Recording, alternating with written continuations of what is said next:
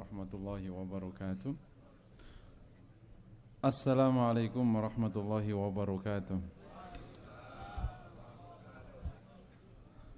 Begitu semangat ya. Kata Nabi sallallahu alaihi wasallam, afala adullukum idza fa'altumuhu tahabbtum? Apakah belum saya tunjukkan jika kalian mengerjakan suatu itu kalian saling mencintai? Kata Nabi, afshus salama bainakum, sebarkan salam di antara kalian. Silakan Bapak Ibu, yang Ibu di bawah ya, mengucap salam ke kanan ke kiri sambil berjabat tangan. Coba silakan. Silakan mengucap salam ke kanan ke kiri sambil berjabat tangan. Kan jarang salam tuh ketahuan tuh kagok. Pasti kalau lewat kayak kereta lewat. Atau nanya, mau kemana? Mau tahu aja loh, kicap gitu. Oke, materi kita sekarang demokrasi dan Islam atau pandangan Islam terhadap demokrasi. Karena kita masih di serial materi siasat syariah ya. Tentu kita bahas nih perkara yang langit-langit kayak gini kan kita udah selesai yang pokok-pokok. Kalau mengikuti kajian saya dari awal kita udah pernah kaji Arba'in Nawawi. Kan paling dasar tuh. Terus setelah itu kita pindah ke Tazkiyatun Nafas. Semoga masih ingat tuh. Ini kan nggak salah tahun ke-7 atau ke-8 saya di Mari ini. Karena sejak saya keluar dari kantor itu saya di sini. Saya di kantor 2004 keluar, berarti tahun 2005 saya mulai di sini itu. Berarti ada berapa itu? Emang 7 tahun 8 tahun kok saya hitung betul ya. Kita sudah pernah Arba'in Nawawi itu pertama kali materi di sini. Kemudian setelah itu kita ngaji Tazkiyatun Nafas. Itu kan pokok sekali itu. Ya meskipun ya nggak selesai wong namanya Tazkiyatun itu dibahas sepanjang hayat juga nggak selesai ya. Yang pokok-pokok sudah. Terus setelah itu kita belajar Syu'abul Iman. Itu selesai bukunya. 77 cabang iman. Kita juga udah belajar Syama'il Nabi menggunakan hadis Baghawi, perilaku Nabi. Nah, setelah itu kita belajar serial akidah, iman, al-Islam. Ini kan sekitar 3 tahun yang lalu kita mulai materi al-iman. Sampailah ke cabang iman itu. Kemudian akhirnya kita pindah ke materi al-Islam. Sampailah materi ke sini. Mulai dari kita udah bahas yang paling sederhana, materi hukum-hukum Islam pokok kayak sholat, kayak zakat, kayak puasa. Termasuk keluarga sudah kita bahas, pendidikan Islam sudah kita bahas. Ini udah banyak tuh kayaknya, udah cukup kali ya. Terus kita udah pergi aja deh. Ibu-bapak semua udah bisa ngajar tuh kalau begitu urusannya tuh. Jangan duduk doang di Mari, ngajar tuh di departemennya, anggota departemennya. Nah sampailah kita nih ke urusan langit nih, langsung langit. Dongak kita ke atas bahasan kayak beginian. Cuman kan ini ilmu nih, kita bahas. Nah pada saat yang sama, isu ini masih mengemuka di kalangan kaum muslimin ternyata. Karena memang selam itu tradisi di Islam. Semua produk yang datang dari luar selalu mendapatkan respon yang bervariasi dari kaum muslimin. Kecuali zaman dulu aja. Kalau zaman dulu, zaman salaf, ketika masih apalagi ada Rasul, ada Khalifah Arba'ah itu, Khalifah 4, ada para raja, ada ulama, ada mufti, itu biasanya nggak ada perbedaan di kalangan para ulama karena langsung disikapi clear oleh khalifahnya, oleh muftinya langsung. Boleh, nggak boleh, boleh, nggak boleh, kelar sudah. Misalnya Umar bin Khattab mengambil manajemen negara dari Romawi, nggak ada satupun yang berbeda. Kok ngambil Romawi? Itu kan dari orang kafir, clear sudah, karena yang mengambil khalifah, sudah kelar, tidak mungkin melanggar syariat. Wong Umar, gitu. Yang mengambil kan Umar bin Khattab itu mengambil manajemen negara itu, namanya diwan itu. Waktu zaman Rasul kan masih sederhana, karena memang Rasul sangat simpel. Waktu zaman Umar negara sudah sangat luas, maka Umar mana mengambil pilihan yang paling gampang daripada mulai dari baru diambil saja. Tinggal yang mana yang tidak cocok diselesaikan. Nah secara tidak ada itu, tidak ada kepemimpinan yang kuat, setelah tidak ada mufti yang kuat atau qadhi a'la itu, mahkamah ulia, pengadilan tinggi Islam itu yang menetapkan perkara-perkara kayak gini, maka selalu saja produk dari luar Islam mendapatkan respon berbeda dari kaum muslimin. Selalu, semua isunya gitu semua. Karena memang kan ini mungkin untuk diperbedakan. Nah, termasuk di bab ini masalah demokrasi. Nggak usah jauh-jauh masalah demokrasi. Celana ini aja itu dulu berbeda. Celana itu dulu waktu zaman penjajahan hukumnya haram. Serius. Bapak saya sampai sekarang tuh masih megang fatwa itu. Pakai celana kalau ke kota doang. Kemana saja pakai sarung. Kan memang dulu kiainya mengharamkan celana. Mungkin bapak-bapak nggak ketemu bapak kayak gitu kali ya. Bapak saya tuh kemana-mana itu pakai sarung. Kalau ke Jakarta doang, saya udah almarhum ya, sekarang udah nggak ada. Ke Jakarta doang itu yang pakai celana. Pokoknya kalau ngiter di Jawa Tengah sarung, kemanapun sarung. Karena kiainya memang dulu nggak boleh, haram hukumnya. Karena celana itu produk Belanda. Nah, seiring dengan waktu, celana mulai hilang ideologinya. Gitu. Dianggap pakaian biasa, bukan pakaian orang kafir. Gitu. Dulu ini pakaian orang kafir, sekarang ini pakaian manusia. Gitu. Jadi ya kalau sama-sama manusia ya boleh. Sama dengan nanti juga mulai bergeser. Celana ini sampai masa tertentu nggak boleh dipakai laki-laki, nggak boleh dipakai perempuan karena celana ini ada jenis kelaminnya. Ini kan jenis kelamin laki-laki. Kan celana ini adalah jenis kelamin laki-laki. Maka kalau perempuan pakai haram hukumnya karena tasyabuh. Mulailah celana ini nggak pakai jenis kelamin sekarang. Loh kan udah pakai celana cewek-cewek, nggak ada pakai jenis kelamin.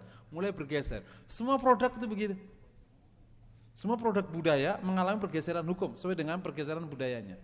Sama demokrasi ya. Akhirnya di negara Islam yang ada dua sekarang yang terjadi. Negara Islam yang menganut sistem demokrasi atau pakai kerajaan. Udah. Nggak ada lagi. Dan dua-duanya juga tidak datang dari Islam. Kerajaan juga tidak ada sabdanya dari Nabi. Artinya tidak ada, Nabi nggak mencontohkan kerajaan, khilafah arba'ah juga mencontohkan kerajaan. Itu sebuah fakta sejarah yang para ulama mengakuinya. Itulah maka sistem negara Islam itu apa? Enggak clear. Enggak ada kesepakatan. Bahkan kalau kita kaji-kaji sebuah teks-teks semuanya, tidak bicara sistem, tapi bicara tujuan. Yang penting tegak agama, yang penting rakyat makmur, kelar. Mau sistem apapun namanya, kayak mau keraton, kerajaan, mau kekabilahan, enggak penting tuh nama. Yang penting agama tegak, rakyat makmur, kelar. Berapa tahun jabat, nggak usah dibahas. Sepanjang hayat, boleh. 2 kali, boleh. Sekali, boleh. 2 tahun saja, boleh. Bahkan kalau saya punya pikiran nyeleneh ini, bagusnya kalau negara kita ini, karena media tidak clear, masyarakat juga tidak bisa akses calonnya, ketua negara Indonesia itu bagusnya 2 tahun saja. Kayak ketua DKM kan 2 tahun. Supaya kalau salah cepet keluar gitu. Kan kita ini bisa aja milih salah 5 tahun, ya udah kadung menggenggam kekuasaan, udah dapat minyak, udah mengendalikan semuanya, nggak bisa diturunkan. Bagusnya negara-negara di mana informasi nggak clear kayak begini, nggak fair kayak begini, bagusnya 2 tahun aja, diusulkan aja kali nanti clear. Jadi jabat 2 tahun aja. Begitu dia salah kan gampang turunnya. Daripada mengkudeta mendingan ditunggu bentar lagi turun lagi kok. Gitu. Belum sempat konsolidasi gitu. Tapi kalau 5 tahun kayak gini lama konsolidasinya. Milih salah, nah loh, keliru. Capek deh. Nah. Oke. Nah, ada sebuah inspirasi yang akhirnya jadi mengawali masalah ini. Hikmah adalah barang hilangnya orang mukmin, jika ia menemukannya ia akan mengambilnya. Bagi mukmin, hikmah kebenaran itu barangnya orang mukmin, karena mukmin itu selalu mencari kebenaran dan mau bertindak benar. Jadi setiap ada kebenaran atau kebaikan dari manapun datangnya dia akan ambil. Itu sikap orang mukmin. Karena memang dia diajari juga bersikap fair, bersikap adil. Selama itu membawa kebaikan dia terima. Itu mukmin dan itu para ulama bersikap kayak gitu. Tak segan-segan ulama-ulama besar mendapatkan kebaikannya dari orang yang berbeda madhabnya. Dan itu biasa. Dan tak segan-segan ulama-ulama kita dulu juga menerima kebajikan justru dari ahlul kitab. Kenapa juga di tafsir itu banyak sejarah ahlul kitab? Karena memang itu bagus. Kan kisah orang lama. Sedangkan orang lama itu dulu kan umat para nabi. Nabi itu kita akui, bukan? Umatnya Nabi Syuaib, umatnya Nabi Musa. Kan kita mengakui Nabi Musa. Maka namanya kisah Israiliyat. Masuk tafsir-tafsir, diterima. Selama tidak salah. Jadi kita juga terima kisah-kisah Israiliyat. Makanya para ulama dulu mengatakan semua kisah Israiliyat itu diterima kalau tidak melanggar syariah. Kalau ada pelanggaran syariahnya ya ditolak. Jadi misalnya kisah rahib yang terkenal itu ya, yang akhirnya didorong untuk zina, akhirnya dia membakar tangannya satu persatu. Bagus kisahnya, kan kisah Ahlul Kitab itu. Tapi nggak tahu tuh Injil itu mengkisahkan kisah nggak kayak gini ya? Jangan-jangan dia nggak punya kisah begini. Serius. Jadi Israiliyat itu kita dapatkan kalau mereka kan kisah-kisah Romawi yang didapatkan kisah mereka. Ini kan Israiliyat tuh banyak sekali Israiliyat di buku-buku tafsir. Karena bagi kaum muslimin semua kebaikan itu bisa diambil selama tidak melanggar syariahnya, kan ada tuntunan syariahnya. Terus ada satu kaidah fikih atau usul madhab namanya, bukan kaidah fikih, asal atau rujukan hukumnya madhab, apa yang disebut dengan syar'u man qablana, syariat orang sebelum kita. Yakni bahwa syariat sebelum Rasulullah, yakni syariat para nabi sebelum Rasulullah itu bisa dijadiin rujukan hukum. Tapi bukan rujukan pokok, hanya penguat saja. Contoh saum. Saum itu kan syariatnya kita dasarnya mana, kita diwajibkan puasa, Al-Baqarah. Tapi juga ada dukungan bahwa itu diwajibkan kepada nabi-nabi sebelum kita. Nah itu syariat mangkoblana, diterima. Ada lagi haramnya riba, itu syariat kita. Tapi juga ada syariat sebelum kita juga mengharamkan riba. Itu syariat sebelum kita, itu jadi rujukan hukum juga sebagai penguat. Terutama kalau bertemu Ahlul Kitab, kita akan kuat itu. Syariat kita mengharamkan riba, syariat kita mengharamkan babi. Syariatmu itu mengharamkan. Nah, jadi mereka bisa terima syariat kita. Karena kita menggunakan syariatnya dia juga. Itu namanya syar'u man qablana. Syariat sebelum kita. Jadi rujukan hukum. Tentu bukan menjadi rujukan utama. Dia hanya penguat saja yang bersesuaian dengan syariat kita. Di dua poin ini artinya ada satu pemahaman di tengah para ulama sejak salaf bahwa kita itu terbuka dengan kebaikan dari luar. Terbuka. Saat kita berkomitmen terhadap Rasulullah, itu bukan berarti kita menutup diri dari kebaikan luar. Jika itu kebaikan, ini bedanya. Jadi komitmen terhadap sunnah Nabi tidak serta-merta membuat kita menutup kebajikan. Dan membuka diri terhadap kebajikan dari luar itu tidak serta-merta mengorbankan komitmen kita kepada agama kita. Karena ada ini, ada syar'u man qablana, juga ada al-hikmah dhallatul mu'min. Ini kaidah-kaidahnya.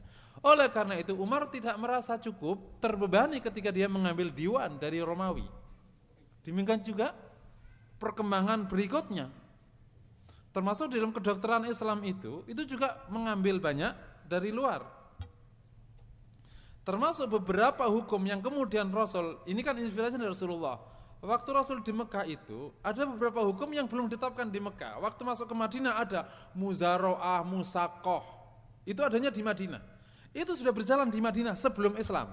Muzaro'ah itu maro itu loh, maro. Orang punya tanah, yang satu punya kerja. Yuk kita parok ya. Nah, itu namanya muzaro'ah. Musakoh sedikit, nanti dia yang ngairin nanti dapat bagian berapa. Nah, itu sudah ada di zaman Madinah. Waktu Rasul datang ke Madinah itu sudah berjalan tuh akad itu. Rasul menetapkan, udah jadi. Jadi hukum-hukum akad di Islam pun tidak selamanya langsung dari Rasul yang menginisiasi. Tapi ada juga itu sudah ada fakta Rasul menetapkan. Ini artinya syariat Islam itu tidak selamanya diawali, tetapi ada fakta-fakta kemudian syariat melihat, oh ini boleh ya, boleh sudah. Bisa dipahami ya. Tetapi kalau sudah Islam menetapkan ya berarti sudah menjadi syariat Islam. Bukan berarti musakoh muzaro'ah itu syariatnya orang Madinah, ya sudah, itu sudah menjadi syariat Islam. Oke, paham ya? Nah dari sini kita mulai diskusinya. Sekarang supaya kita memahami demokrasi, ada beberapa komponen demokrasi. Tentu ini yang paling pokok saja ya, yang paling pokok. Anda bisa baca buku kalau ini demokrasi dan Islam, banyak penulisnya itu. Ini kan diskusi panjang sebenarnya, sejak tahun 50-an itu. Yang saat 50-an itu sudah diskusi panjang ini, gimana kita nemu demokrasi atau tidak nemu demokrasi. Itu kan awal negara Islam berdiri itu kan ini diskusinya. Kalau Indonesia nggak terlalu kuat, yang cukup kuat diskusinya kan waktu di Mesir, waktu di Pakistan, itu akhirnya menerima Pakistan, Al-Maududi itu kan pertama kali keluar negara Islam itu. Itu jadi diskusinya panjang sekali, karena kan memang lahirnya negara-negara itu kan lahir dari kebangkitan Islam. Sehingga membentuk negaranya seperti apa, ini panjang diskusinya. Jadi sebenarnya diskusi ini sudah cukup lama, tapi mengemuka sekarang karena kita sedang ada di demokrasi. Gitu. Kedaulatan di tangan rakyat, suara rakyat itu mutlak, bahkan ada ungkapan suara rakyat suara Tuhan. Ini kan komponen demokrasi ya, ini prinsipnya.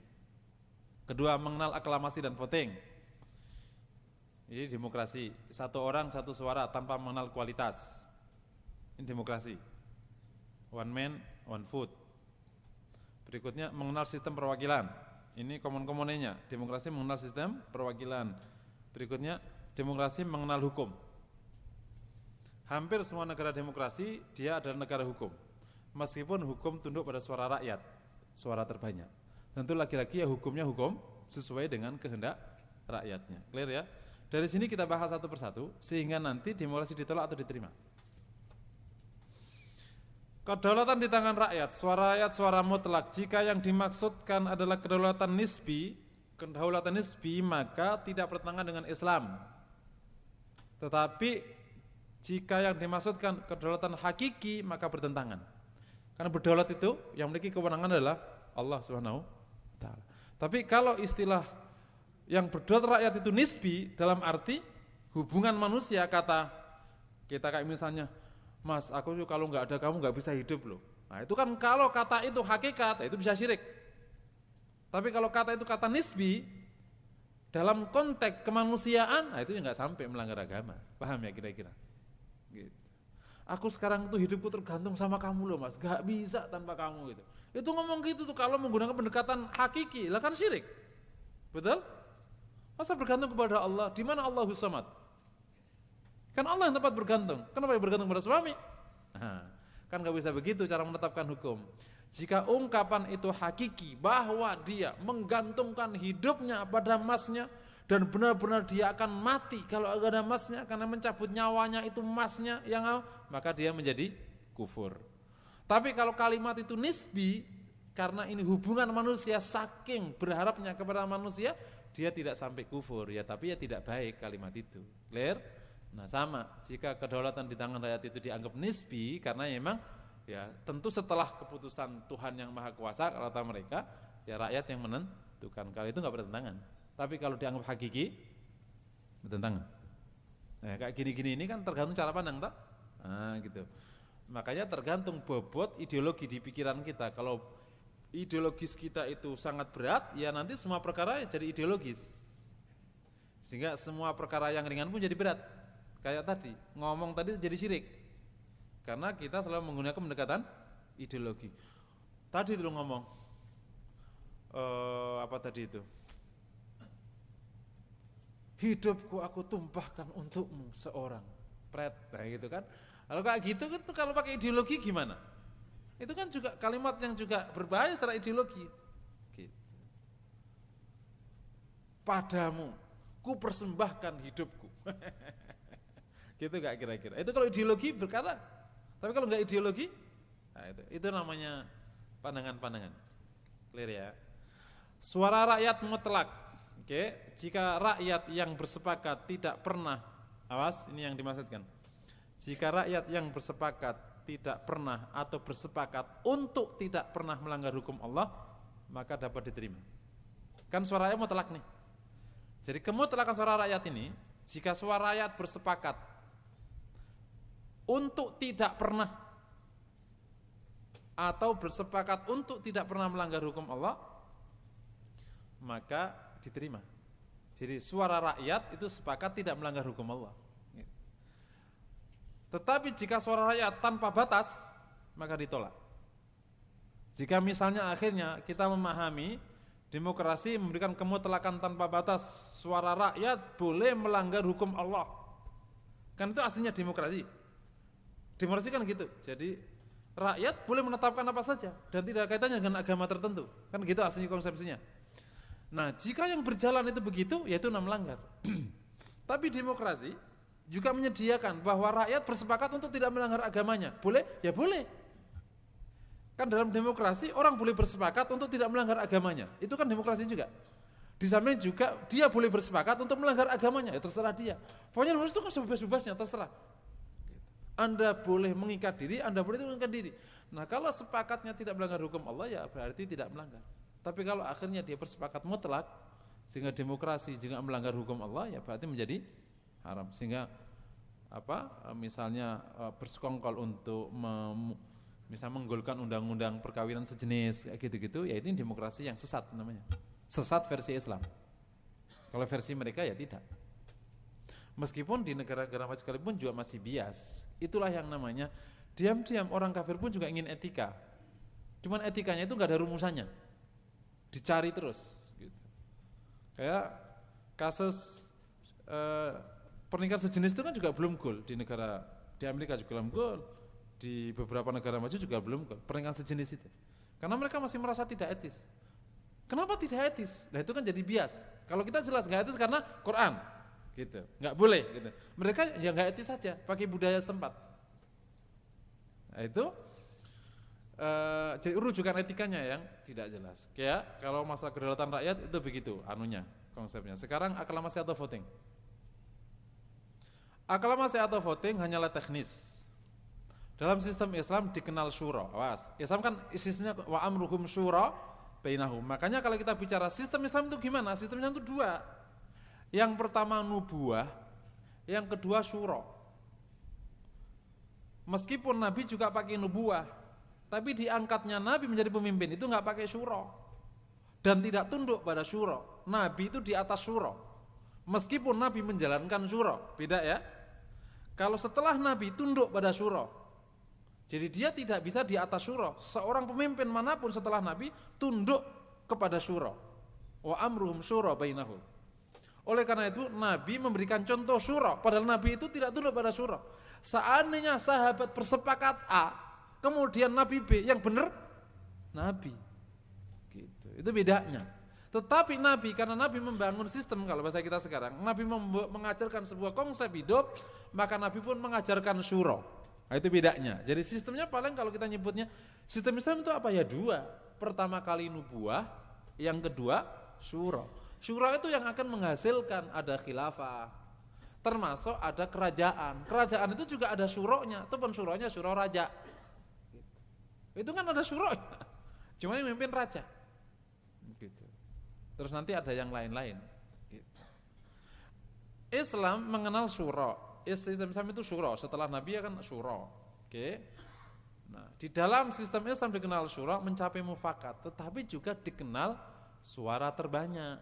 Islam juga mengenal mufakat, mengenal suara terbanyak. Awas, jangan salah paham. Suara terbanyak itu bukan datang dari barat saja. Islam juga mengenal, kata Imam Syafi'i ini. Dan hati lebih cenderung pada yang lebih banyak. Ini di fikih Syafi'i ini. Di fikih Syafi'i umur berapa? 150. Ya ini abad kedua masih. Jadi kalau ada sebuah syura tentang perkara, kok tidak mencapai mufakat, maka akhirnya mana yang paling banyak? Gitu. Tentu yang paling banyak ini tidak sedang dimaksudkan untuk dibenturkan dengan kebenaran. Ini di luar.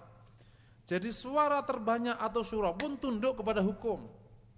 Maka yang disyurokan itu bukan yang mansus, tapi yang mustahadun fihi istilahnya gitu. Perkara-perkara yang sudah jelas nggak bisa disyurokan. Contoh kewajiban sholat disyurokan, ya nggak bisa. Syura memutuskan sholat dikurangi 1, ya kagak kena. Mau syura mau kagak nggak sah. Kenapa? Karena amrun mansusun bihi. Ini di fikih udah jelas. Kayak gini sudah bagus ya. Perkara yang sudah nas. Tapi kapan syura berlaku? Syura berlaku untuk perkara yang masuk istihadiyah. Istihad. Karena istihad kan berarti pendapat bisa masing-masing tuh. Nah, seperti waktu misalnya memutuskan perang terhadap orang yang tidak bayar zakat. Ini kan istihadiyah. Jadi syura. Tapi akhirnya Abu Bakar menetapkan perkaranya, dia mengambil wewenangnya sebagai khalifah menetapkan. Gitu. Itu bab yang lain. Kira ya. Jadi syura itu di luar yang mansus. Nah, kalau sudah ijtihadiyah, maka bisa sepakat, bisa tidak. Makanya nanti ada pendapat fikih yang disepakati hampir semua ulama, namanya ijma. Nah, tapi ada yang mukhtalafun bainahum, mereka berbeda di antara mereka. Kata Imam Syafi'i, kalau mereka sudah berbeda, maka hati lebih cenderung yang kebanyak. Makanya bagi orang awam itu kalau nyari pendapat gimana? Pendapat aja ulama yang paling banyak apa? Itu aja ikuti. Itu paling gampang. Kan ini perkara-perkara nggak clear kecuali yang nas. Kalau nas nggak bisa ya. Meskipun tidak selalu suara yang paling banyak lebih benar daripada suara yang sedikit, nggak selalu. Tapi kan sama-sama punya pandangan. Ini jumlahnya banyak. Udah milih aja ini. Gitu. Jadi kalau orang masyarakat awam kalau milih fikih yang paling gampang milih apa? Fikih suara terbanyak. Itu yang paling aman, serius. Boleh nggak boleh, suara terbanyak apa? Jumhur, karena misalnya di fikih kan jumhur ulama, jumhur. Kalau ini sebagian besar ulama, ya diikuti aja sebagian besar. Itu paling aman. Kalau mengikuti yang paling sahih kan susah itu analisisnya. Belum tentu juga. Karena kedapatan sampai yang tarjih sekalipun dianggap ini yang paling sahih, begitu dianalisis dengan pendekatan berbeda, enggak juga. Nanti goyang lagi ya, carinya suara terbanyak. Gitu. Kalau kita misalnya menggunakan pendekatan ideologis, maka ketemunya ini rumusannya. Tapi kalau pendekatan yang lain bisa beda hasil hukumnya. Itu kan masalah pendekatan-pendekatan. Tentu dengan catatan jika aklamasi maupun voting tidak bertentangan dengan hukum Islam yang pokok, yang tidak istihadiyah itu. Itu artinya aklamasi mufakat dan aklamasi ya, voting, aklamasi dan voting itu sesuatu yang diterima oleh syariat, bukan yang bertentangan. Kan terkadang isunya kita nggak mengenal aklamasi, kita mengenalnya syuro. Lah syuro itu ada aklamasinya, ada pula votingnya gitu. Ya kalau nggak bisa sepakat ya harusnya aklamasi. Jadi yang namanya suara terbanyak, suara tertinggi itu sudah dikenal dari awal, dari awal. Oke, satu orang satu suara. Ini salah satu yang menjadi catatan besar tentang one man one vote ini. Jika orang yang memilih, ini catatannya, jika orang yang memilih memiliki kualifikasi yang mirip-mirip, yakni yang memilih itu ahli dalam mengambil keputusan, maka one man one vote tidak bertentangan. Seperti sepakatnya ahli Madinah memilih khalifah. Jadi yang memilih khalifah itu tidak seluruh negara itu. Yang khalifah arba itu, yang milih siapa? Orang Madinah doang. Negara lain ngikutin Madinah. Jadi kayak kita di Jakarta aja, pokoknya semua negara tunduk pada orang Jakarta. Karena orang Madinah itu orang baik-baik. Karena isinya masih sahabat dan tabiin besar, nggak ada orang aneh-aneh. Orang aneh-aneh nggak bisa tinggal di Madinah maksudnya. Akan dikeluarkan oleh Madinah. Itu kan anunya Rasulullah. Madinah akan mengeluarkan orang yang tidak buruk, yang nggak baik, akan keluar dari Madinah. Nggak tahan di Madinah. Apalagi masih di awal-awal kan. Jadi waktu kalau dari Abu Bakar ke Umar kan pakai wasiat terus dipilih clear. Dari Umar sisanya ya. Nah, waktu zaman Utsman ke Ali ini kan ada, karena Utsman tidak punya wasiat. Akhirnya kan sahabat yang di Madinah itu terus langsung ngerangsek ke Ali, karena Ali kan sudah kesebut pada waktu 6 orang yang disebut oleh Umar kan. Oke. Dan dia punya kelebihan memang ya itu sudah pantas urut-urutannya begitu kira-kira.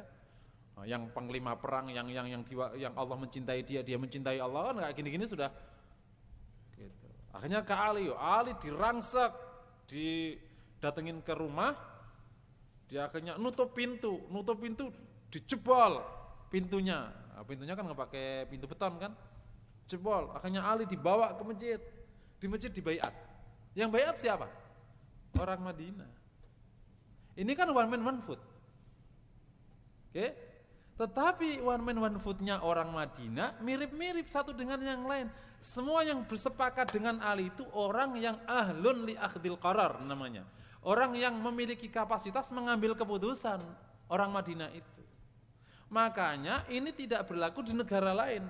Kota-kota lain selain Madinah tidak punya hak suara ini karena mereka Islamnya baru, bisa aja masih punya sisa-sisa agama dulu, belum tentu juga dia paham agama dengan baik. Yang punya ini cuma orang Madinah di sejarah Islam ya. Nanti kota-kota lain, Syam, Damaskus, sampai yang ke luar-luar sana, ke mendekati Khurasan sana, semua apa kata Madinah, dia langsung sepakat. Udah clear sudah. Itu one man one vote itu berlaku jika setiap orang yang punya hak suara itu memiliki kualifikasi yang mirip. Jika kualifikasi orang yang ambil keputusan itu tidak mirip, ini namanya ketidakadilan. Itu namanya ketidakadilan dalam kesamaan. Insya Allah ya masih ingat materi keadilan ya. Adil di Islam itu kan ada 4 makna. Yang pertama sama. Contohnya hak laki, hak perempuan di mata hukum sama, nggak ada pahalanya laki-laki lebih banyak daripada pahalanya perempuan, nggak sama. Yang siapa yang salah sama, orang ajam, orang Arab sama, orang tua, orang muda sama, pahalanya sama sudah, itu kesamaan. Tapi ada adil maknanya proporsional. Karena kalau sama malah nggak adil, anak SMA, anak SMP, anak SD pakaiannya sama, nggak adil.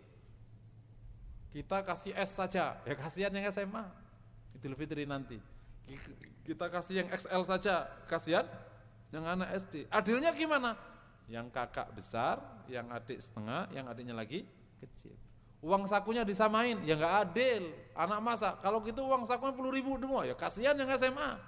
Kalau gitu uang sakunya 50.000 semua, yo kegedean yang SD butuh 5.000 doang. Justru adilnya kalau tidak sama. Nah, one man one food itu karena memang Barat itu hanya mengenal satu kata makna. Keadilan itu kesamaan. Dan dari sini dia akan mengalami keruwetan sendiri sekarang. Karena bagi mereka adil itu sama, maka laki perempuan harus sama. Sama semua. Sekarang beberapa wanita Jerman akhirnya protes. Karena semuanya sama, sementara secara fisik nggak bisa sama. Mau nggak bisa melahirkan laki-laki, mau gimana lagi? Gitu bisa store doang. Waktunya dia akan nanggung beban yang nggak bisa ditanggung sama laki-laki. Kau paksa laki-laki melahirkan ya nggak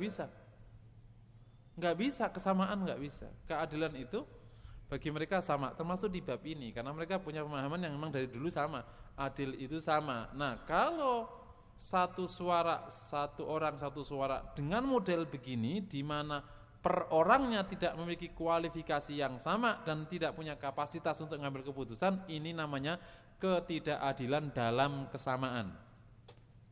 Ini kemudian harus orang statistik orang memperbaiki, ya ini di sini. Gimana cara memperbaikinya? Apa katakan pakai ijazah, misalnya profesor punya suara 5, kalau S2 suara 4, kalau S1 suaranya 3, SMA suara 2, SD SMP harus 1, gitu kali.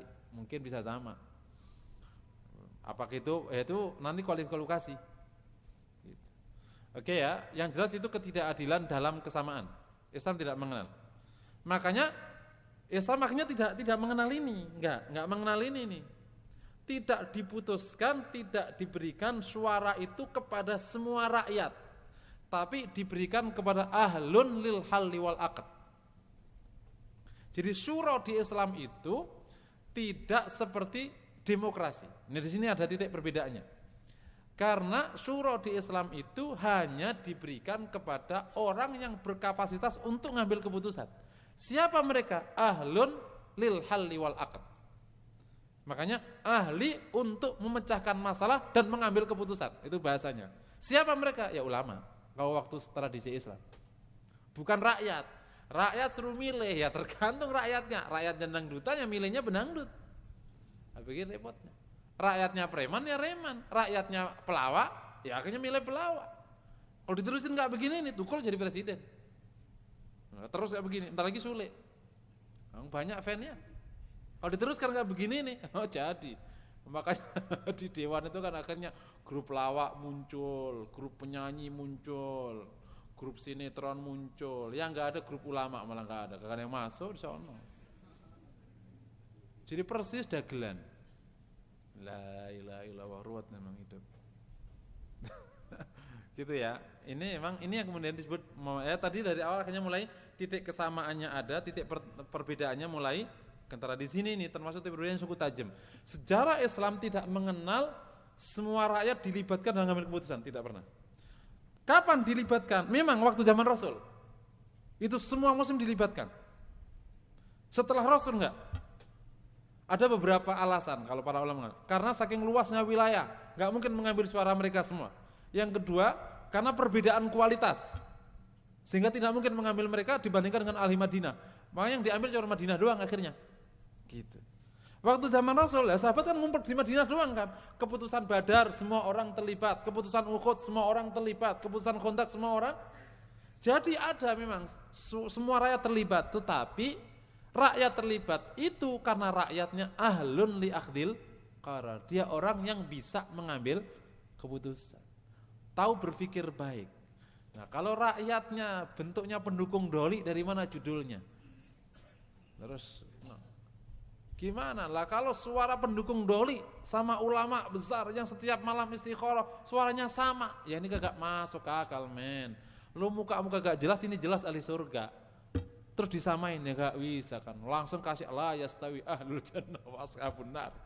Gak pernah sama, tapi kan ini fakta ya. Ini namanya orang yang terlibat di one man one vote harus ahlun li akhdil qarar. Nah, ketika akhirnya kualifikasi masyarakat tidak pernah sama, maka bisa nginduk. Kalau nanti muslim itu yang kuasa, nginduk ke konsep Madinah. Maka nanti siapa aja yang, karena kalau ahli satu kota tidak mewakili, makanya setelah Rasulullah itu, maka akhirnya semua rakyat tidak dilibatkan adalah ahlun lil halli wal aqd. Jadi ada namanya ahlul halli wal aqd. Yang oleh para pendiri kita itu ya Dewan Perwakilan itu. Sebenarnya itu dulu itu sudah digagas demikian rupa. Minimal menurut sejarah yang ahli sejarah Pancasila itu Pak Jazir itu yang dosen sejarah di UGM itu mengatakan memang pendiri negara kita itu sudah sangat bijak. Dia tahu rakyatnya ini pendidikannya apa, tahu rakyatnya. Rakyatnya ini makan telo sampai makan jagung gitu. Orang pernah makan keju. Terus pendidikannya itu kira-kira kapan? Wong sekarang sudah 63 tahun rata-rata masih SMP kelas 3 loh men. SMP kelas 3 suruh ngambil keputusan dari mana judulnya. Gak ketemu nalar, ya ketemunya ya tadi pelawak, pendangdut. Yang heran jadi ada sebuah dinamika. Kang Harna calon anggota DPD nggak laku, mantan menteri BPPT, oke. Sementara Aceng Fikri laku, loh bayangin jadi kan nggak masuk akal. Aceng Fikri itu nomor 1 di Jawa Barat, anggota Dewan Perwakilan Daerah. Gitu.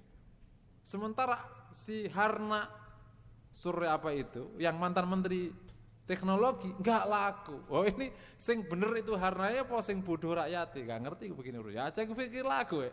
Gitu jadinya lama-lama Aceng Fikri nyalon presiden itu lah laku juga dia. Wes ra ono gunane dalil sekarang. Persis kata kiai saya. Enggak ada gunanya dalil Quran kalah sama 20.000. Di kota-kota kalah sama 200.000.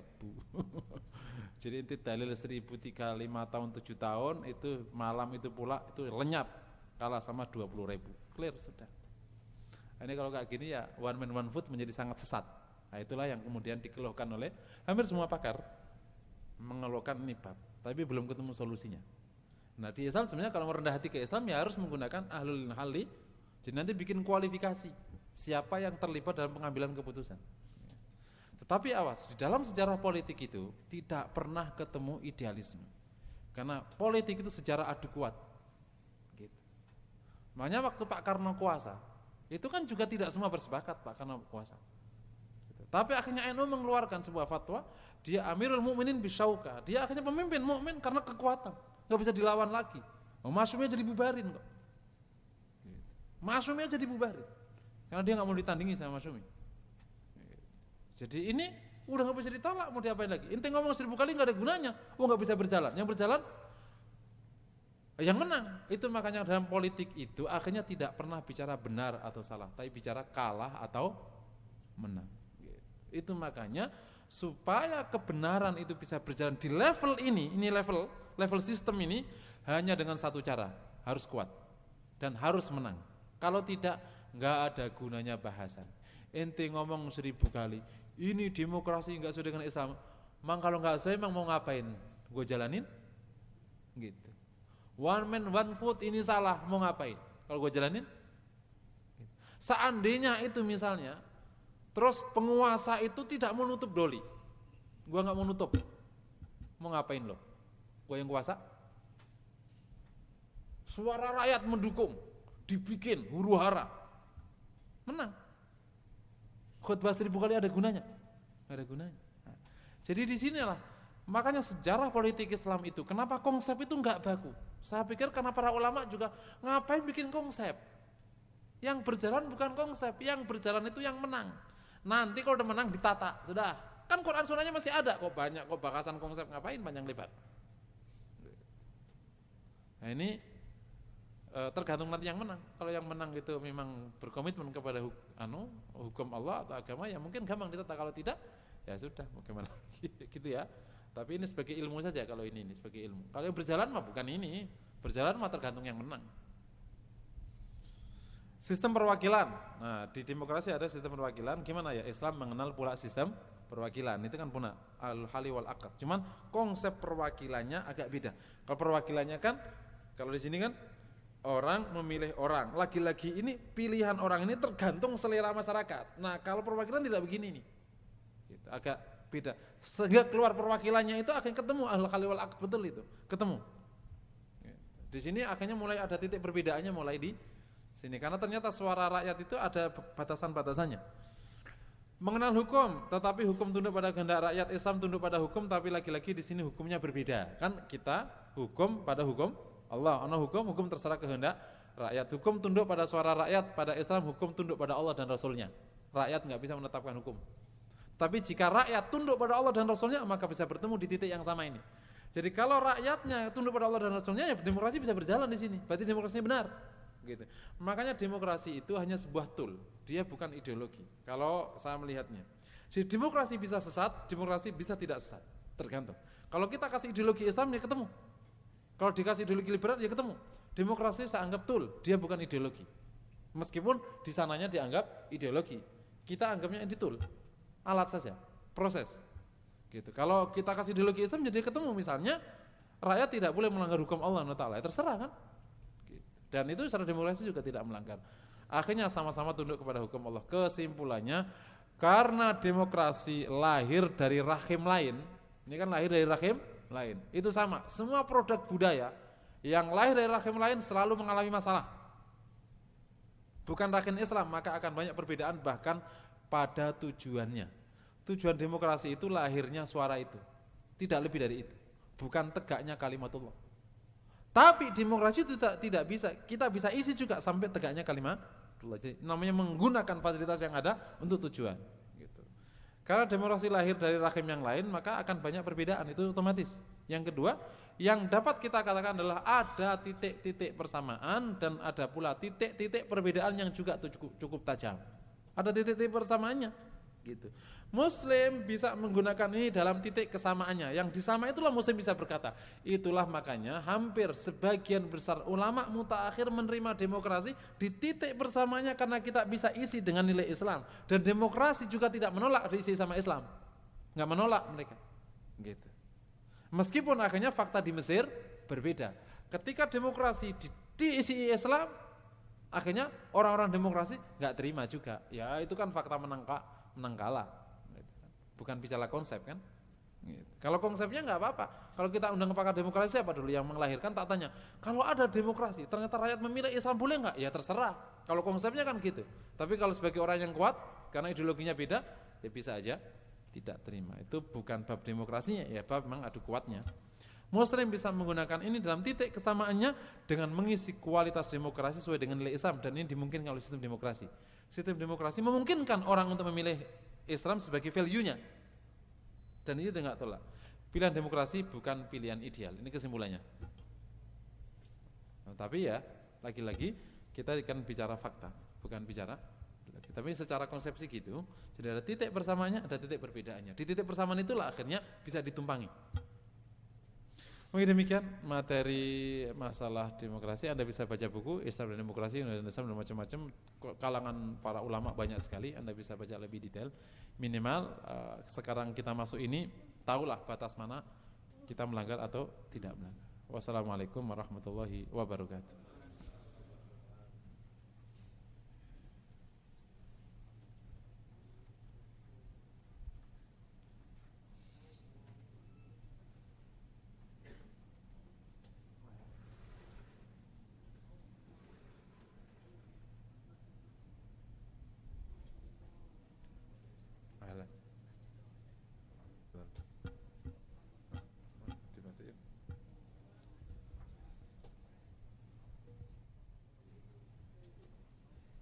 Nggak mati.